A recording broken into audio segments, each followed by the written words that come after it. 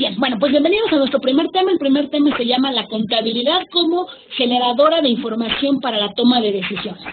Justamente ese es el objetivo principal de la contabilidad. A través de la contabilidad se van a poder generar reportes, se van a poder generar informes financieros, y a través de estos informes financieros, de estos estados financieros, es que la alta dirección podrá tomar una serie de decisiones. Decisiones de inversión, decisiones de financiamiento, decisiones de reducción de gastos, de reducción de costos, vaya, una serie de cosas. Y la realidad es que si lo pensamos bien, estas decisiones las hacemos incluso nosotros mismos día a día con nuestros propios ingresos y nuestros gastos. Yo creo que ahorita que acabamos de pasar época decembrina, pues seguramente hicimos un análisis de decir, bueno, ¿cuánto dinero voy a tener? ¿Cuánto voy a ingresar? Que si el fondo de ahorro, que si el aguinaldo, y cuánto voy a gastar, la cena, los regalos, y con base en eso se toman decisiones. ¿Qué tipo de regalos voy a comprar? ¿A dónde voy a viajar? ¿Qué voy a cenar? Y justamente es lo mismo que hacen las empresas. A partir de esta información van a poder tomar decisiones. Y básicamente son dos grandes decisiones las que toman las empresas. Invertir o, en su defecto, pues buscar financiamientos para poder seguir avanzando. Ahora, ¿qué es la contabilidad? La realidad es que se ha dicho muchísimo sobre lo que es la contabilidad. Hay quienes dicen que es una técnica, hay quienes dicen que es un arte.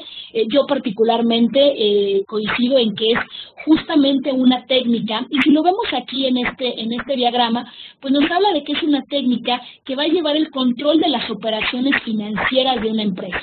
¿A qué me refiero con las operaciones financieras de una empresa? A todas las transacciones que este ente puede realizar, como pueden ser compras, como pueden ser ventas, como pueden ser pagos, como puede ser registrar depreciaciones, que ya el equipo vale menos porque ya pasó tiempo.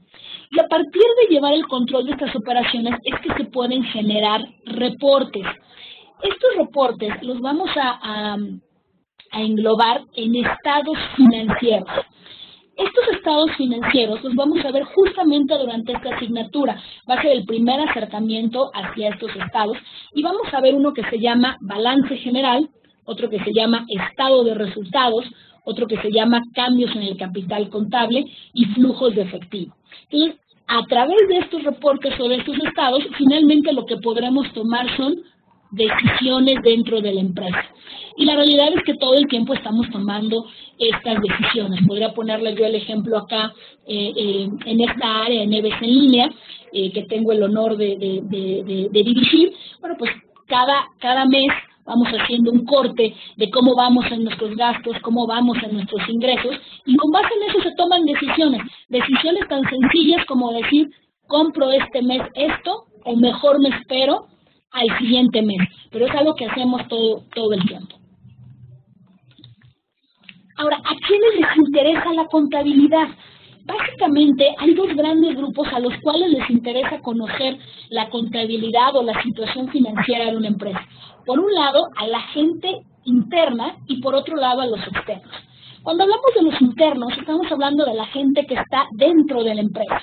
Entonces, dentro de esta empresa, dentro de esta institución, pues obviamente les es importante conocer la información de la misma para tomar decisiones. Pero también a la gente que está fuera de la empresa le es importante conocerla porque con base en esa información también van a poder tomar decisiones que van a afectar positiva o negativamente a esta misma empresa. Vamos a separarlos, vamos a hablar primero de los internos y después nos vamos con los externos. ¿Quiénes son estos internos? Ya decía yo, los internos son quienes están dentro de la empresa, quienes pertenecen a esta empresa. Y básicamente estamos hablando de dos grandes grupos. Los dueños o los socios y por otro lado, los empleados. Y a los empleados los podemos dividir en dos grandes grupos, ¿no? Los jefes de área, pues pueden ser gerentes, pueden ser coordinadores, dependiendo cómo esté la estructura jerárquica de cada una de las empresas. Y obviamente, bueno, pues también al consejo de administración. ¿Y para qué quieren conocer la información? Bueno, pues Los socios, que son quienes están aportando el dinero para la empresa y son quienes están corriendo el riesgo, porque finalmente si la empresa no funciona, pierden su inversión, pues obviamente lo que ellos quieren es hacer una evaluación de sus aportaciones, es decir, qué tanto beneficio o qué tanto rendimiento les está generando esta empresa, y obviamente también para medir el desempeño de la administración, es decir, qué tan bien están gestionando sus administradores las distintas áreas de una empresa. Al consejo de administración, pues obviamente lo que le interesa es monitorear la empresa, que llegue a los indicadores o los resultados que se les están pidiendo, y obviamente a los jefes de cada una de las áreas, pues lo que tienen que ver es cuál es la eficiencia que están teniendo las áreas que tienen a su cargo. Me voy a permitir poner un ejemplo de lo que sucede aquí en la EBC. Yo caigo en esta parte de aquí, yo tengo una dirección y yo tengo que ir monitoreando cada una de mis áreas. Me hace por ahí una pregunta a alguien, déjenme abrir por favor el chat. Me pregunta Alexander, cuando usted habla de gerentes y jefes de área, ¿hablamos de reportes de estados de resultados o solo de operaciones? Mira, en términos generales, cualquier gerente o jefe de área, cuando va a buscar dar un monitoreo, podemos estar hablando de un balance general, podemos hablar de un estado de resultados o de cualquier otro estado financiero. Como todavía no vemos ningún estado financiero, vamos a hablar simplemente de manera general como reportes que va a generar la contabilidad. A partir de la próxima semana vamos a ver uno de esos primeros, que es el balance general. Entonces yo decía, bueno, pues a mí me corresponde que yo tengo que ver lo que sucede en EBC en línea. Cuánto dinero ingresa, cuánto dinero estamos gastando, en qué lo estamos gastando, cómo lo estamos gastando, cada cuándo lo estamos gastando. A partir de ahí, yo presento algo que le llamamos indicadores. Estos indicadores se presentan de manera semestral. Estos indicadores yo se los presento a la rectoría, donde yo digo, bueno, pues tú en rectoría me pusiste estos indicadores, que es a lo que yo tenía que llegar, y yo llevo mi resultado. Y hay tres opciones: o no llegué, o llegué más allá de ese resultado. Y ojalá siempre estuviéramos en esta parte de llegar más allá de ese resultado. Pero si pensamos en esta parte de los miembros del consejo de administración, ellos están viendo todo el monitoreo de lo que sucede en toda la empresa. Si pensamos en esta institución, bueno, pues esta parte de rectoría está viendo lo que sucede en EBC en línea, lo que sucede en Mercadotecnia, en Academia, en el Campus Chiapas, en el Campus León y demás. Pero en mi caso, pues yo estoy en esta parte de aquí, yo estoy viendo qué sucede en esta área en particular. Ahora vamos a hablar de los usuarios externos de la contabilidad. Estos usuarios externos son personas que ni son dueñas de la empresa, ni tampoco trabajan en la empresa o en la institución, pero tienen una relación directa con ellos. Entonces, le interesa saber cuál es la situación financiera que tienen. Como por ejemplo los proveedores y los acreedores. A un proveedor le interesa conocer la situación de una empresa porque a partir de ahí podrá definir si le da o no un crédito y qué tanto crédito le va a dar o bajo qué condiciones. Un ejemplo muy sencillo: si queremos tramitar nosotros una tarjeta de crédito en una empresa, en una tienda departamental, pues lo primero que nos van a decir es cuánto ganas, y con base en eso nos dirán, bueno, te doy una línea de crédito de tanto y bajo ciertas condiciones. Lo mismo sucede con las empresas. Claro, las empresas tienden a hacer algo muchísimo más, mucho más formal. Por ejemplo, acá en EBC, quien quiere ser proveedor de la EBC de algún tipo de servicio, se le piden una serie de cosas, como por ejemplo acta constitutiva. Es decir, que tengamos la certeza de que es una empresa que realmente exista. Digamos que el acta constitutiva es como el acta de nacimiento de una empresa. Por otro lado, también tenemos a los organismos gubernamentales. Y si pensamos en nuestra asignatura, bueno, pues el principal organismo gubernamental interesado en la condición financiera de una empresa, pues es el SAT. ¿Por qué? Porque a partir de ahí se podrán definir el pago de las obligaciones fiscales y en caso de no cumplirlas, bueno, pues los recargos o las multas que correspondan. Entonces, obviamente al gobierno le interesa saber cuál es la situación que tiene una empresa. Si pensamos en otro grupo como son los inversionistas, bueno, pues si yo estoy pensando en invertir en una empresa, quiero ver cómo es el panorama de esa empresa, cuánto está ganando, cuánto es el rendimiento, y con base en eso yo podré definir si me conviene o no invertir en esta empresa. Los clientes también a los clientes les interesa conocer la situación financiera de una empresa porque van a establecer una relación comercial. Y si voy a establecer esa relación comercial, bueno, pues quiero que sea con alguien que sea una empresa sólida. Por ejemplo, aquí en la institución, la Escuela Bancaria y Comercial tiene un área que se llama Educación Corporativa.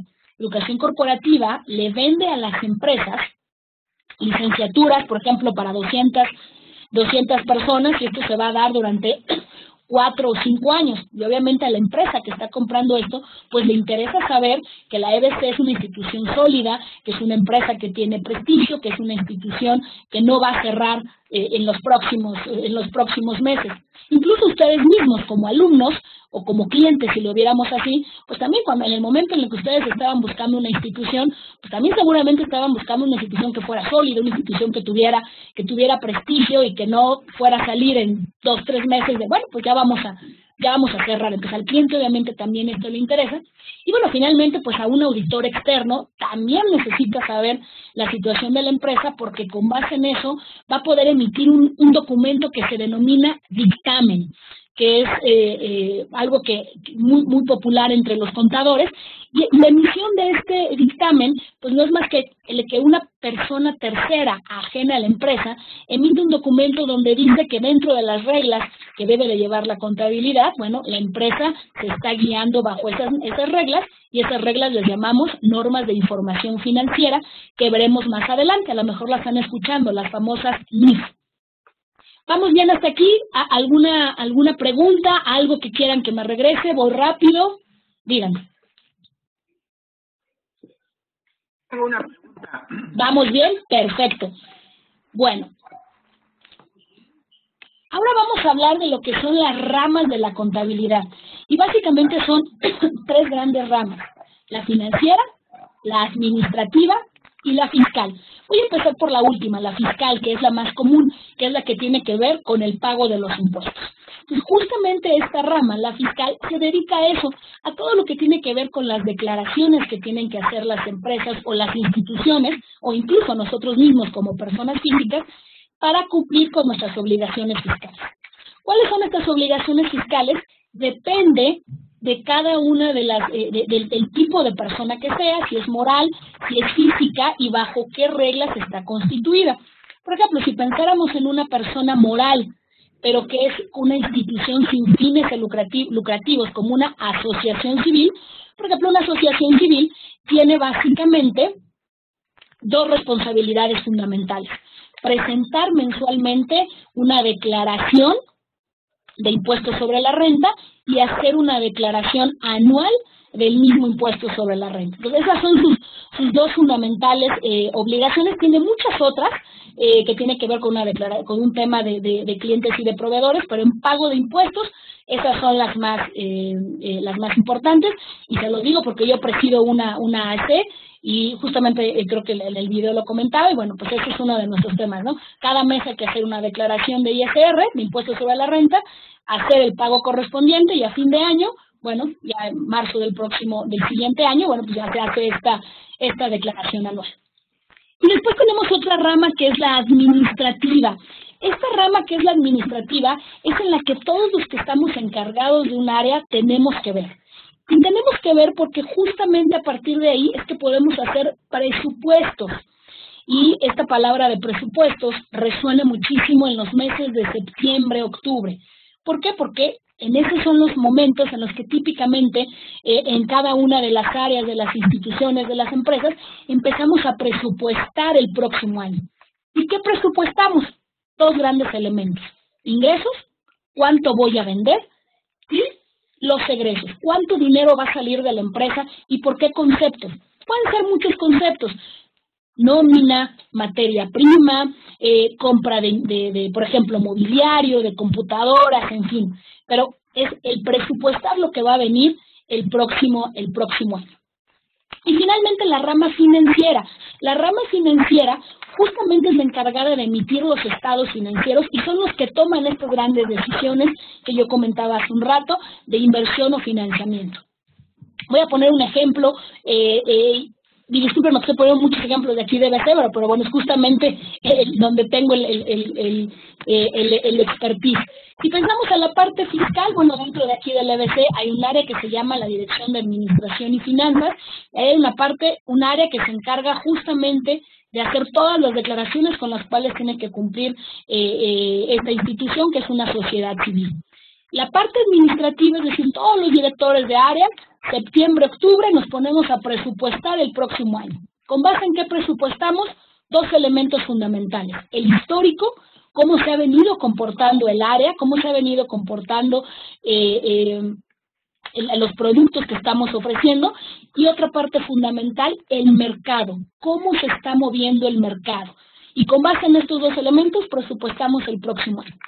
Y finalmente la parte financiera, donde interviene mucho nuevamente esta área que yo decía que trabaja en la parte fiscal, el área de finanzas, donde se generan estos estados financieros, y pues teniendo todos esos estados financieros se toman decisiones. Por ejemplo, una decisión que se tomó es que se va a aperturar un campus en Aguascalientes. ¿Cómo se puede tomar esa decisión? Pues teniendo este panorama de los estados financieros, se pueden tomar este tipo de decisiones. Ahora, ¿qué organismos regulan la información financiera? Básicamente, aquí en México tenemos dos grandes organismos que regulan esta parte de la información financiera. Por un lado, el Instituto Mexicano de Contadores Públicos, el IMPC, y el Consejo Mexicano de Normas de Información Financiera, la CENIF. ¿Qué es lo que hace cada uno? Este Instituto Mexicano de Contadores Públicos hace la normatividad de todos aquellos auditores que son independientes, los que yo comentaba hace un rato, que son los que hacen este dictamen, que es una tercera persona ajena a la empresa, define reglas de conducta que debe de tener un contador y obviamente atiende las necesidades de sus miembros. La CINIF, lo más importante que hace es generar las normas de información financiera. Quienes vayan a estudiar contabilidad, en semestres más adelante van a poder revisar a profundidad las normas de información financiera, que son las que rigen toda la parte financiera y contable. En esta materia vamos a ver una de estas normas que se emiten, y es el último tema que vamos a ver. Esta norma, que es la A7, se refiere a ciertas notas explicativas que los estados financieros deben de tener. Y lo que hacen estas normas, notas, es profundizar y explicar lo que está representado en un estado financiero.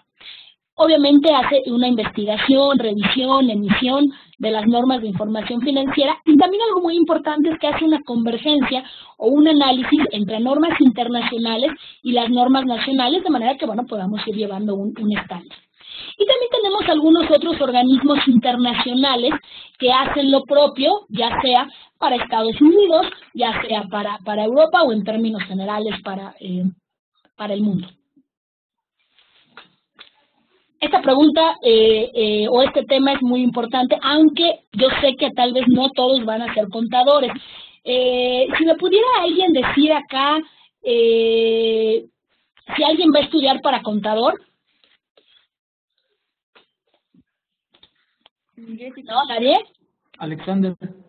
Alexander, vas para contador. Perfecto, seremos colegas. Alexander, justamente estoy viendo que me estás haciendo una observación, tienes toda la razón. Tengo un error de dedo aquí en las siglas del Instituto Mexicano de Contadores Públicos. Gracias por la observación, lo puse al revés. En vez de CP puse PC. Muchísimas gracias por la observación, Alexander. ¿A qué se puede dedicar un contador? Bueno, básicamente 4 cosas fundamentales. Puede ser un profesionista independiente, como por ejemplo un auditor. Puede trabajar en el sector público o en el sector privado. Puede ser un docente, puede ser un investigador, o también, ¿por qué no? Pues puede conjuntar alguna de estas áreas. Por ejemplo, muchos de nuestros profesores aquí en la EBC son docentes, pero también están en el sector público-privado o son profesionistas independientes. Casi todos nuestros profesores de las materias de más adelante se los van a encontrar que tienen estos perfiles. Y bueno, finalmente hablemos del código de ética profesional. Todas las profesiones, todas tienen un código de ética. cuando hablamos de la ética del contador, y a lo mejor me van a decir, oye, pero yo no voy a ser contador, ¿no? Salvo por ahí Alexander que decía, sí, yo voy para contador. Bueno, pero realmente todas este tipo de carreras económico-administrativas más o menos van por la misma línea. Yo soy egresada de la carrera de contabilidad y la carrera de administración, y la verdad es que nuestros códigos de ética de estas dos carreras, de estas dos disciplinas, no están tan alejados. ¿Cuáles son los pilares básicos para esta carrera? Bueno, primero que nada tenemos el tema de la objetividad, ¿no? El contador va a tomar decisiones muy objetivas con base en la información que tiene, no va a ser subjetivo con lo que él piensa o lo que él cree. Es una persona muy diligente y que tiene competencia profesional, es decir, sabe lo que está haciendo, ¿no? De ahí que para poder emitir un dictamen, ser un contador que pueda hacer ciertas actividades, bueno, hay una certificación. También hay un tema de confidencialidad. El contador va a conocer, si me permiten la palabra, las tripas de la empresa, exactamente cuáles son sus ingresos, cuáles son sus egresos, y el contador debe de ser muy cuidadoso, ¿no? Obviamente no revelar este tipo de información. Es una persona que se va a comportar de manera profesional y, bueno, evidentemente una persona íntegra, que de hecho pues es parte de uno de nuestros principios aquí en la bancaria, en la EBC. ¿Vamos bien hasta aquí?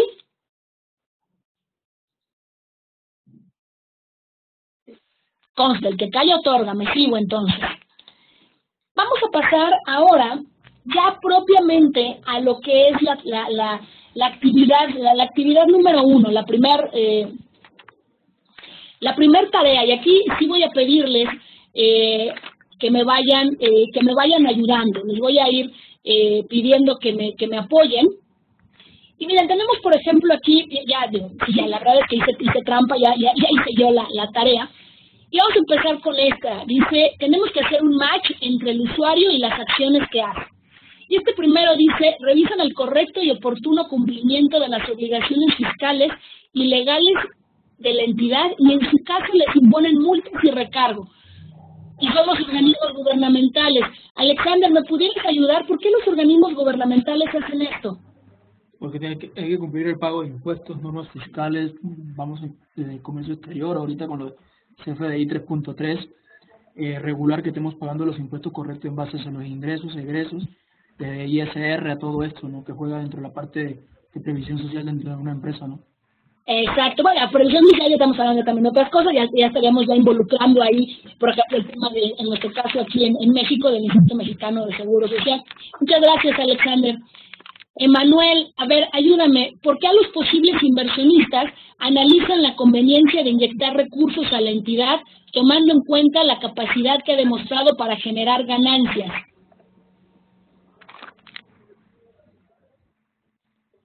¿Andas por ahí, Emanuel? A ver, algo me ponías en el chat, me parece.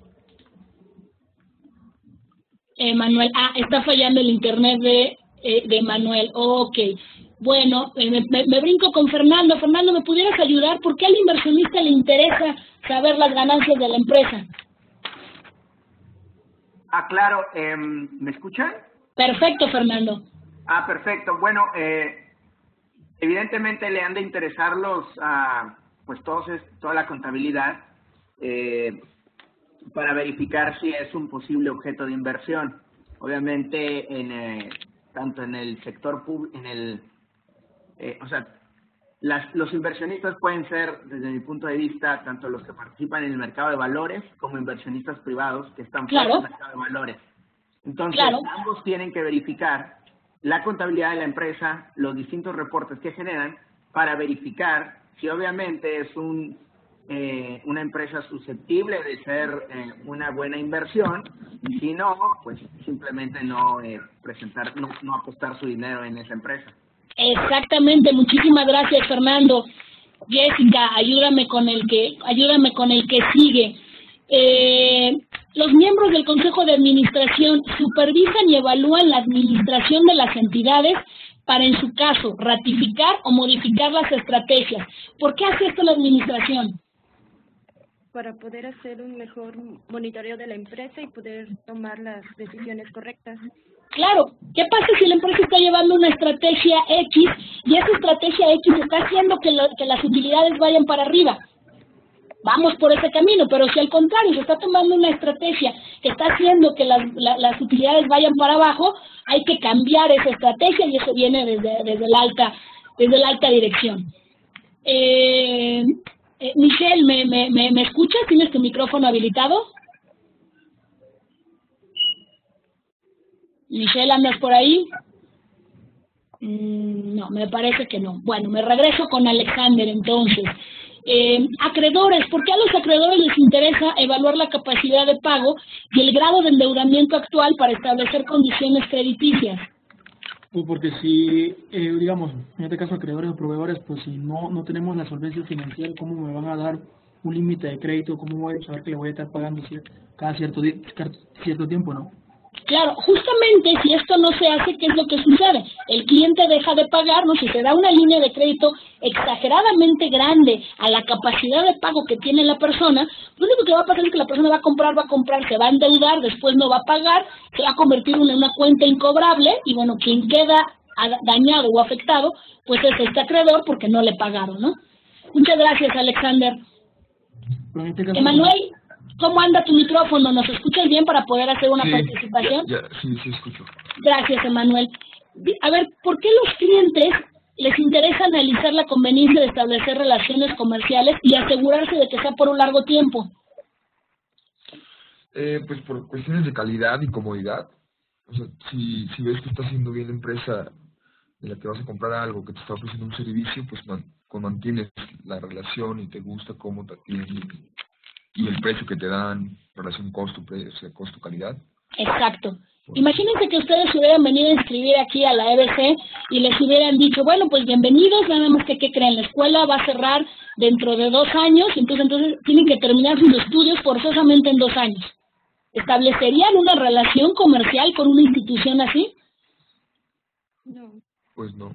Seguramente no, porque no les está hablando de esa capacidad de permanencia, inclusive hasta de solvencia.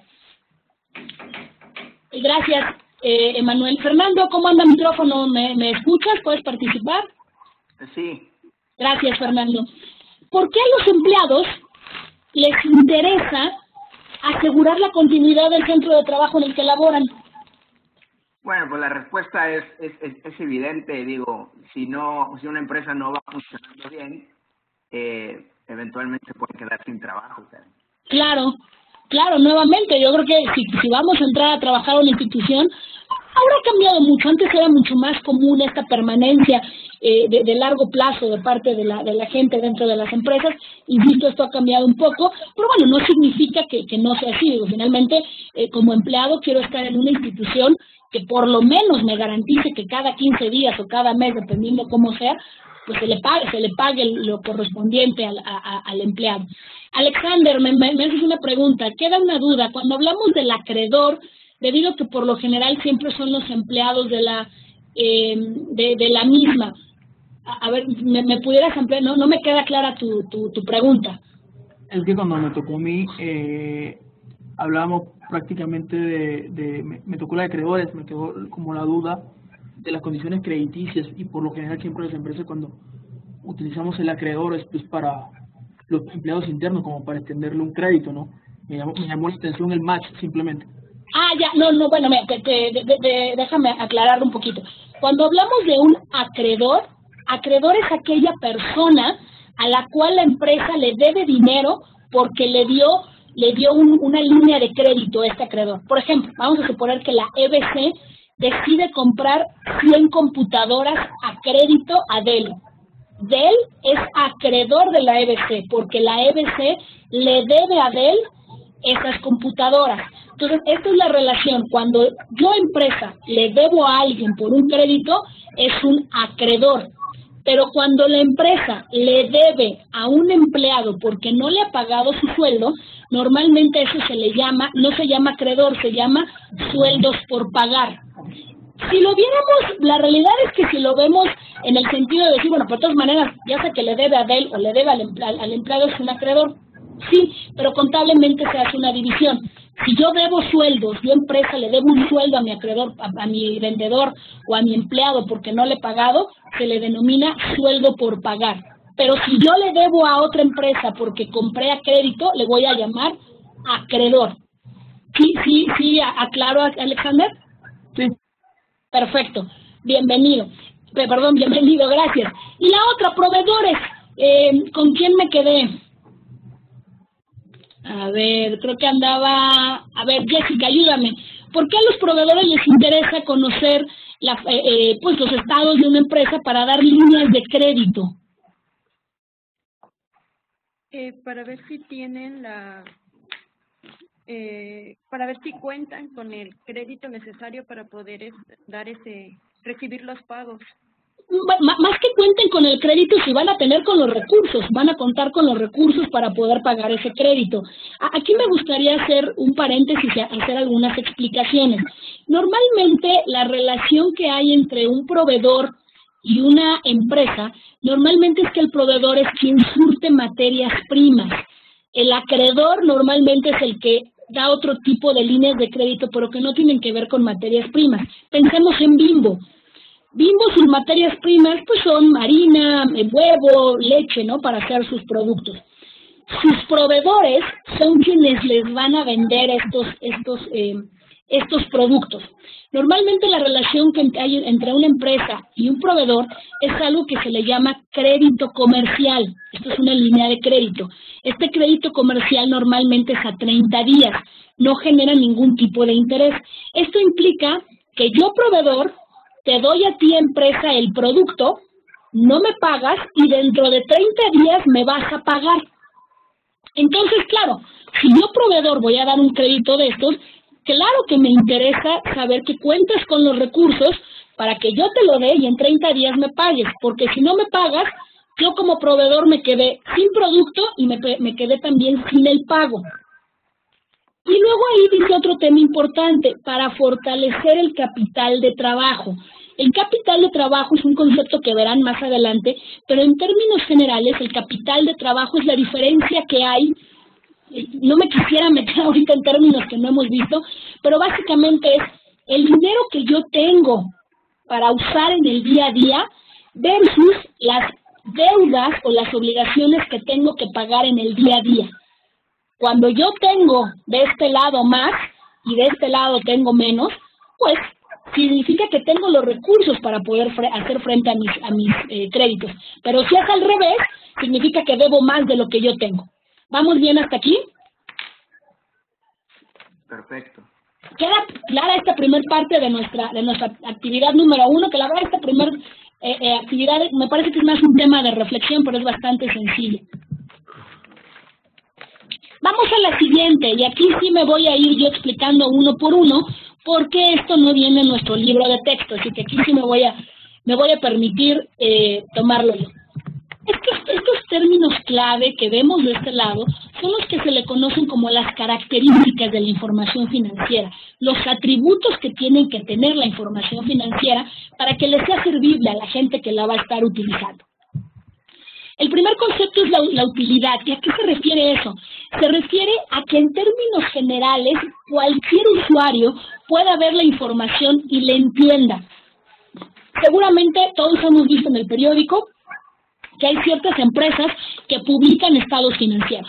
Y quienes publican estados financieros es porque son empresas públicas que cotizan en la bolsa y tienen esa obligación. Y en términos generales, si vemos un estado, por ejemplo, de resultados, a lo mejor no entendemos todos los conceptos, pero si lo vemos y hasta al final dice utilidad del ejercicio, ¿qué entendemos? La pérdida o la ganancia de la empresa que... Ok, en este caso, si dice utilidad del ejercicio, entendemos que la empresa ganó. Y a lo mejor dice 1 millón, 2 millones, pero sé que ganó. Pero si dice pérdida del ejercicio, ¿qué entiendo? Lo contrario. Lo contrario, que no ganó. ¿En cuál invierten? ¿En la que dice pérdida o en la que dice utilidad? ¿En la que dice utilidad? En la que dice utilidad. Hay muchos otros elementos que... Una pregunta, maestra. Sí, claro. Por ejemplo, en el tema de las aplicaciones se da mucho que, aunque tengas números rojos, o bueno, en eso, o sea, si tienes una buena base de usuarios, sigue siendo viable para invertir, ¿no? Sí, Sí, justo por eso les decía ahorita, ¿no? La verdad es que hay muchos otros elementos a considerar. Pero en términos generales, si yo les digo, la empresa A genera una utilidad de 100 y la empresa B una de 500, una pérdida de 500, pues a lo mejor se van a ir por acá, pero hay muchos elementos que analizar. Por eso o sea, si lo vemos burdamente, podría ser esto, pero tienes toda la razón, hay muchas cosas atrás.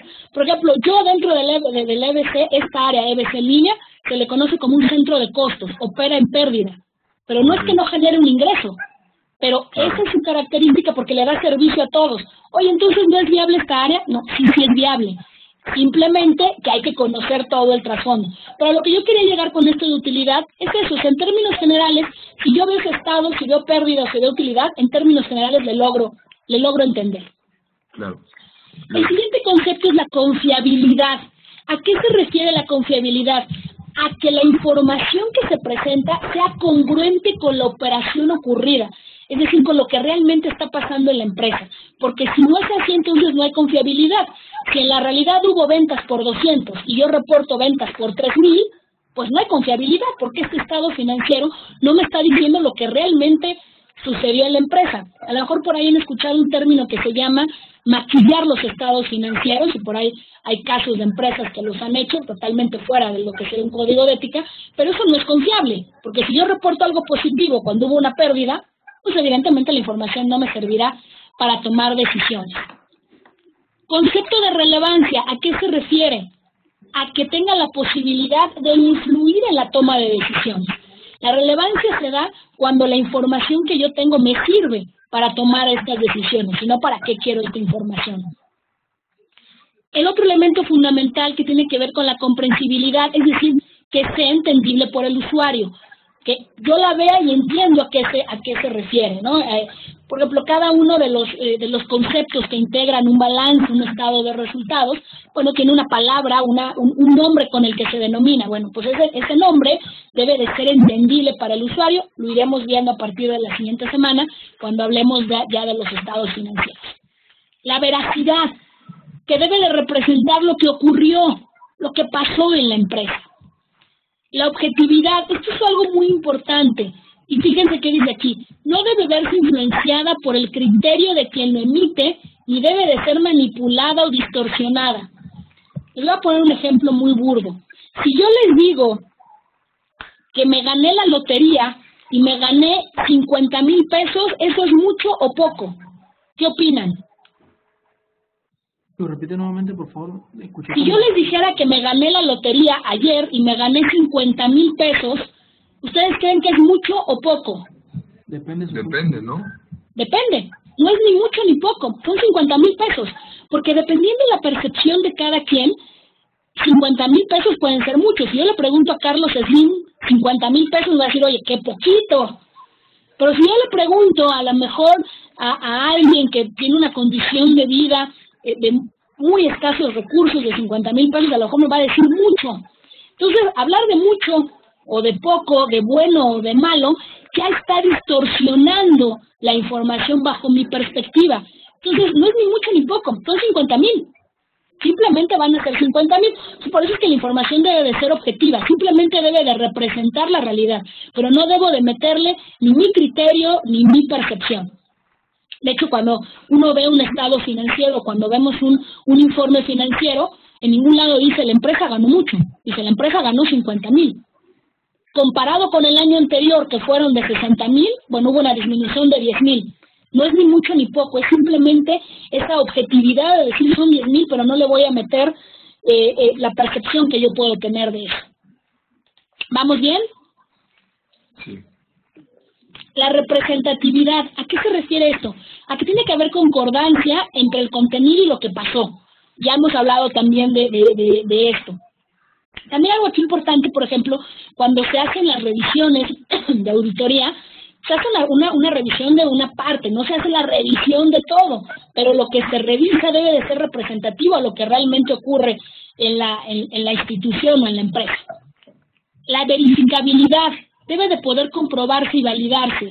Si yo digo que la institución generó un 60% de utilidades versus el año anterior, yo tengo que tener la capacidad de poder comprobarlo, es decir, aquí está lo que está sosteniendo esto que yo estoy diciendo.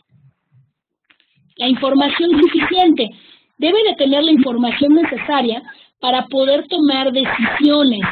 Les voy a poner un ejemplo nuevamente burdo. Vamos a pensar que ustedes en su empresa les toca la tarea de que tienen que organizar la fiesta de fin de año de este 2018.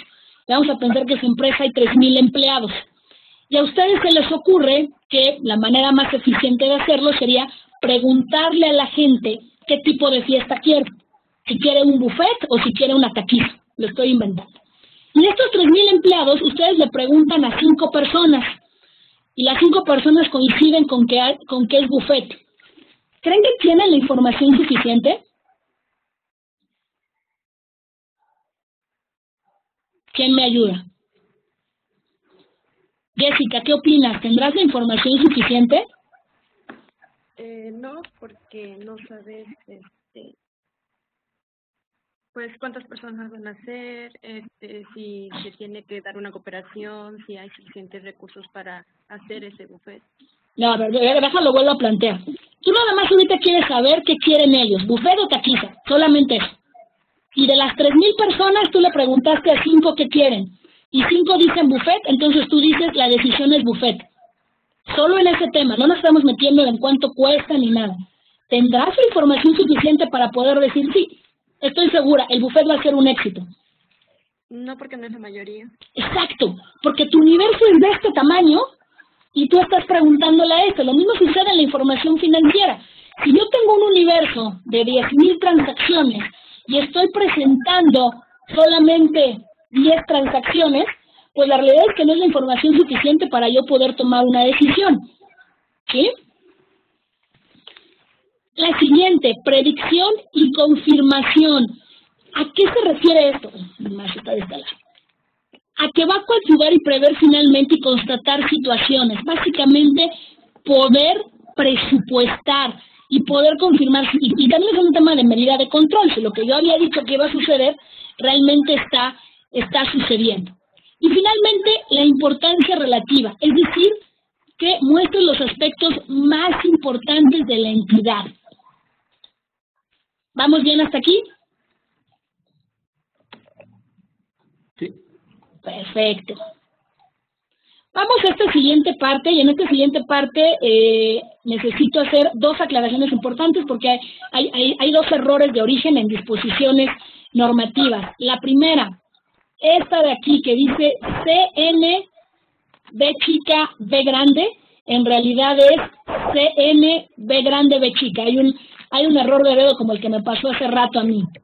Y este otro de acá, que dice EIG, en realidad no es EIG, es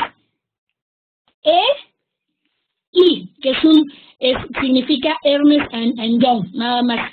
Esto es lo único que había que aclarar. Realmente esta parte de la tarea es muy sencilla, es decir, bueno, estas siglas, ¿a qué se refieren? Y si es un organismo nacional o si es un organismo internacional. Vamos a hacer un repaso rápido. Alexander, ¿qué hace la Comisión Nacional Bancaria y de Valores? Imagino que debe regular todas las normas bancarias. Exacto, y lo que sucede también en la bolsa. Emanuel, ya se lo dijimos hace ratito, ¿qué hace el Instituto Mexicano de Contadores Públicos?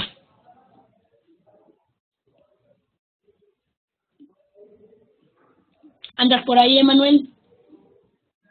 No, parece que no. Fernando, algo que haga el Instituto Mexicano de Contadores Públicos que comentábamos hace rato. Claro, emite las regulaciones nacionales, directrices que deben de seguir los contadores. Exacto, nos pone la guía a los contadores de cómo nos debemos de comportar. Me voy a brincar ahorita estos que tienen colores, ahorita regresamos. Jessica, ayúdame. ¿Qué es eso de PricewaterhouseCoopers? ¿Lo has escuchado? No. PricewaterhouseCoopers es se les conoce uno de los Big Four, es uno de los más grandes despachos de contadores. Este de acá, Ernest and Young, Jessica, ¿se lo has escuchado? No, también. ¿Quién sí lo había escuchado? Fernando, yo trabajé ahí en Ernst Young. Ah, ¿y qué hace Ernst Young? Es otra auditora de los Big Four también. Es un gran despacho de contadores, exactamente. Me voy a regresar ahora a estos de color amarillo. La International Accounting Standard Board, ellos lo que hacen es emitir las normas internacionales de información financiera, que como recordarán es parte de lo que hace la CINIF, de cuáles son las normas internacionales de contabilidad, de cuáles son las mexicanas, y estamos buscando que exista una paridad. Ahora, el Consejo Mexicano de Normas de Información Financiera, que lo vimos hace rato, ¿a quiénes emite? A las normas de información financiera. O sea, CINIF emite a las NIF. Ahora, estos dos organismos que realmente están en Estados Unidos, la FAS y la SEC, lo que emiten son los principios de contabilidad generalmente aceptados. Estas dos están emitiendo esta de acá. ¿Vamos bien hasta aquí?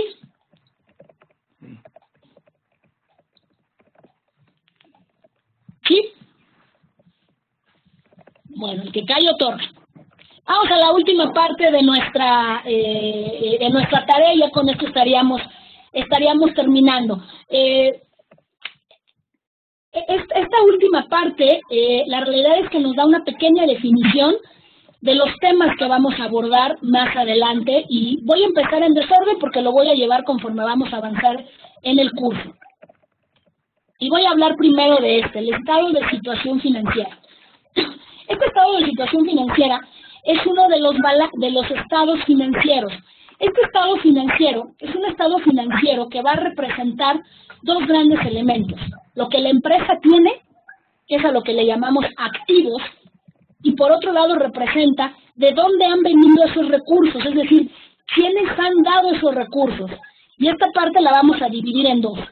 Capital, que es lo que aportan los dueños de la empresa, y pasivo, que son aquellos financiamientos que han dado aquellas personas que no son dueñas de la empresa.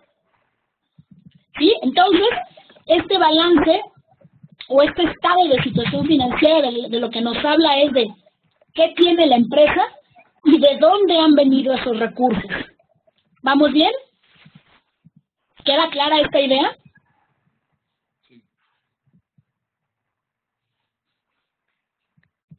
Compañeros, ¿sí queda clara la idea? Sí. Gracias. Me voy a brincar ahora el número 2 porque este va a ser nuestro siguiente tema. Estado de resultados integral. También se le conoce como estado de resultados o como estado de pérdidas y ganancias. Este estado lo que va a hacer es mostrarnos si en un periodo determinado la empresa generó utilidad o pérdida. Y esto se hace a través de analizar los ingresos, los costos y los gastos. Y este es mi estado de resultados integral. El siguiente se conoce como estados de cambios en el capital contable. Este estado lo que nos va a decir es qué cambios ha tenido el capital de la empresa. Cuando hablamos del capital de la empresa, están las aportaciones de los socios, están las reservas que se han hecho para contingencias, están las utilidades que se han acumulado o también la utilidad del ejercicio que acaba de terminar. El otro es el estado de flujos de efectivo. Este estado de flujos de efectivo de lo que nos va a hablar es de las entradas que hay de efectivo y las salidas que ha habido de efectivo.